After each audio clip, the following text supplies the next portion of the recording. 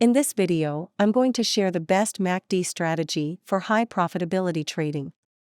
MACD is also called Moving Average Convergence Divergence Indicator that shows strength, direction, momentum, and duration of trend. You can install MACD on the chart through here. Go to Oscillators, select MACD.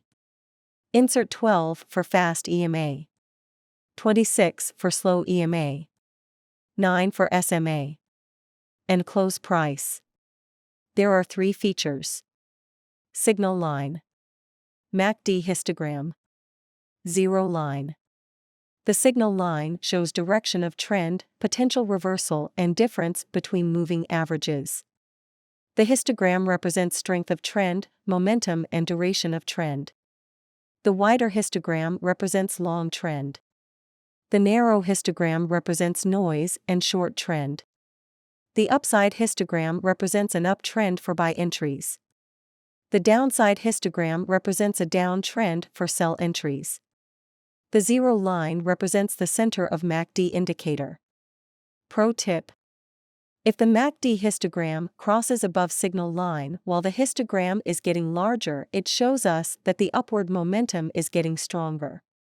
Similarly, if the MACD histogram crosses below signal line while the histogram is getting larger, it shows us that the downward momentum is getting stronger.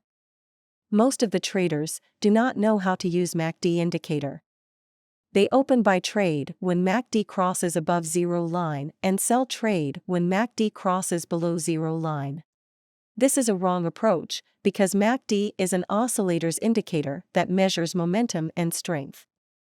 Let's have a look. See here, MACD is crosses over and below zero line, while market is not moving.